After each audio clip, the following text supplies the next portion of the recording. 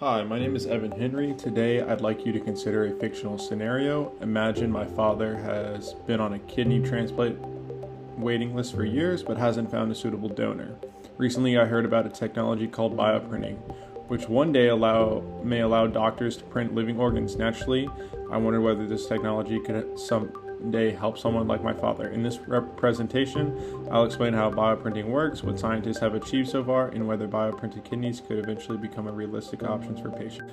What is bioprinting? Bioprinting is a specialized form of 3D printing. Instead of printing with plastic or metal, researchers print living cells mixed with supportive materials using a computer-guided design. The printer deposits 3 materials layer by layer to build structures that resemble natural tissue. Scientists hope this technology may eventually provide an alternative to organ donation and reduce transplant waiting times. Although we're not at that point yet, bioprinting has already shown tremendous promise in medical research. How does bioprinting work? This process begins by collecting cells from a patient, donor, or laboratory source. These cells are mixed with a gel-like material called bioink, which supports the cells during printing.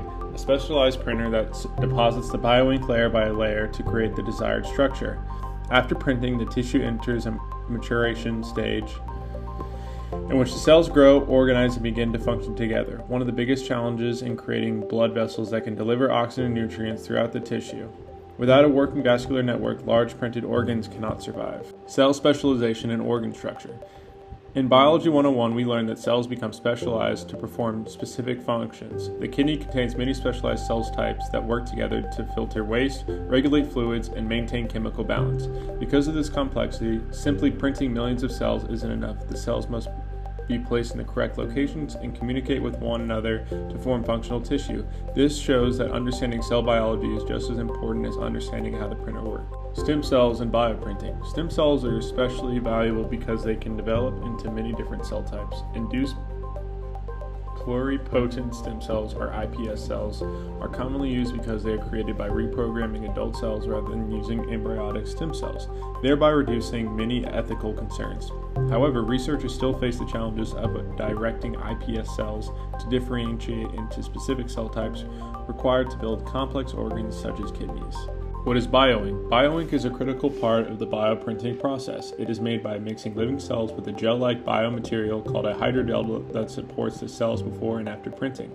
A successful bioink has 2 important jobs. First, it must allow oxygen and nutrients to reach the cells so they remain alive. Second, it must provide enough mechanical strength to maintain the shape of the printed structure until the cells grow and produce their own extracellular matrix. Finding the right balance between cell survival and structural support remains one of the biggest challenges in bioprinting research. Kidney bioprinting research. Although researchers have made impressive progress in kidney bioprinting, several challenges remain before full-size transplantable kidney can be produced.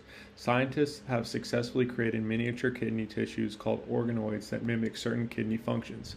These organoids are used to study kidney disease and test drug toxicity before medications are given to humans. However, because they lack blood vessels, they cannot be transplanted. Today, more than 90,000 people in the United States are waiting for a kidney transplant. So continued advances in this research could improve the lives of thousands of patients. Advantages.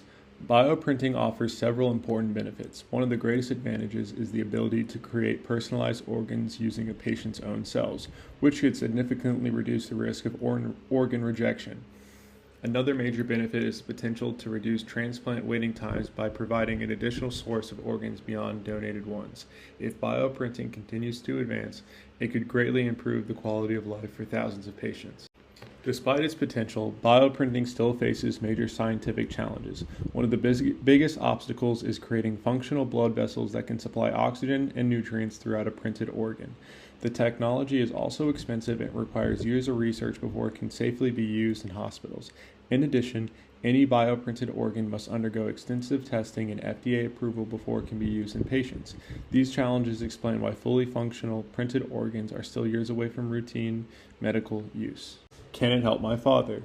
Let's return to our hypothetical scenario. Could this technology help my father? Unfortunately, the answer today is probably no. Although researchers have successfully produced miniature kidney tissues, they are used only for laboratory research and cannot replace a functioning human kidney. I believe bioprinting has tremendous potential, but it will likely be many years before fully functional kidneys become available for transplantation. If my father were truly waiting for a kidney today, I would encourage him to continue pursuing a traditional transplant while scientists continue developing this technology.